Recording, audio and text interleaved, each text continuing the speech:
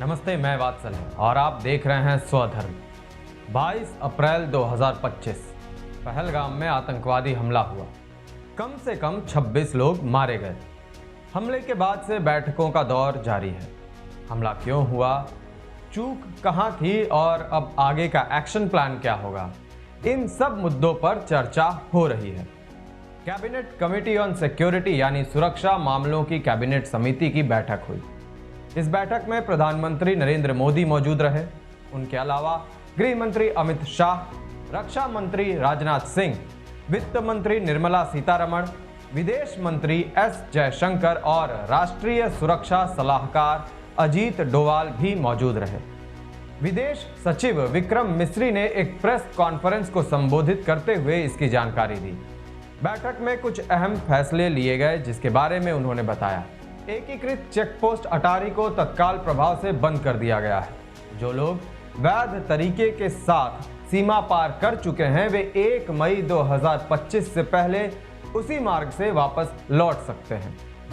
पाकिस्तानी नागरिकों को SAARC visa छूट योजना के तहत भारत की यात्रा करने की अनुमति नहीं दी जाएगी। पाकिस्तानी नागरिकों को अतीत में जारी किए गए किसी भी SPES वीजा को रद्द माना जाएगा।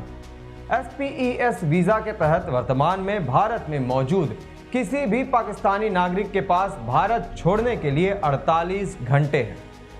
नई दिल्ली में पाकिस्तानी उच्चायोग में रक्षा, सैन्य, नौसेना और वायु सलाहकारों को आवांछित व्यक्ति घोषित कर दिया गया है। उनके पास भारत छोड़ने के लिए 1 सप्ताह का समय है। भारत इस्लामाबाद स्थित भारतीय उच्चायोग से अपने रक्षा, नौसेना और वायु सलाहकारों को वापस बुलाएगा। संबंधित उच्चायोगों में ये पद निरस्त माने जाएंगे। और जो सबसे महत्वपूर्ण निर्णय लिया गया है वो है 1960 की इंडस वाटर ट्रीटी यानी सिंधु जल संधि को तत्काल प्रभाव से स्थगित रखा जाएगा, जब तक कि पाकिस्तान विश्वसनीय और अपरिवर्तनीय रूप से सीमा पार आतंकवाद के लिए अपने समर्थन को त्याग नहीं देता। आज तक के भारत पाक संबंधों के इतिहास में ऐसा पहली बार हुआ है जब भारत ने इंडस वाटर ट्रीटी को स्थगित कर दिया है। 1947 से अब तक 4 युद्ध और न जाने कितने ही आतंकवादी हमले हुए, लेकिन ये संधि भारत और पाकिस्तान के बीच सहयोग का एकमात्र प्रतीक बनकर चलती रही। लेकिन मौजूदा हालातों में अब ये प्रतीक भी डगमगाने लगा है। क्या है Indus water treaty? Indus water treaty 1960 में अस्तित्व में आई थी। इस समझौते तक पहुंचने के लिए वर्ल्ड बैंक ने भारत और पाकिस्तान के बीच मध्यस्थता की थी।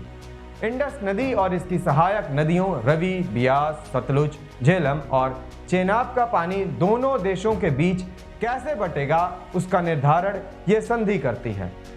संधि के अनुसार पूर्वी नदियों रवि, बियास और सतलुज के ऊपर भारत का अधिकार होगा और पश्चिमी नदियों इंडस, झेलम और चेनाब के ऊपर पाकिस्तान का अधिकार होगा। इंडस वाटर ट्रीटी स्थगित करने का पाकिस्तान पर क्या असर पड़ेगा?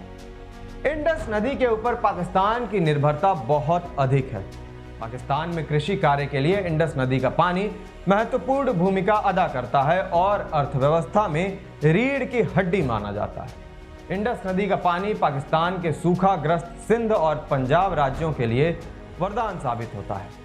ऐसे में भारत द्वारा इस संधि को स्थगित करना पाकिस्तान के लिए बहुत बड़ी चोट है। हालांकि यह स्पष्ट कर दूं कि भारत ने संधि को तोड़ा नहीं है।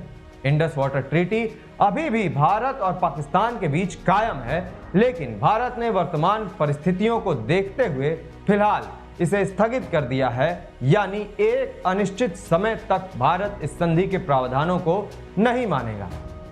अब तक भारत पानी को भारत पाक मतभेदों के बीच हथियार बनाने से बचता आया है, लेकिन अब संदेश बिल्कुल स्पष्ट है कि अगर सुधरोगे नहीं तो हर तरीके से चोट देंगे तुम्हें।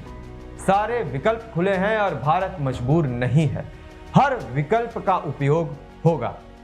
आगे की अपडेट्स के लिए जुड़े रहें और ये खबर आपको कैसी लगी कमेंट में जाकर अपनी राय व्यक्त करें। धन्यवाद।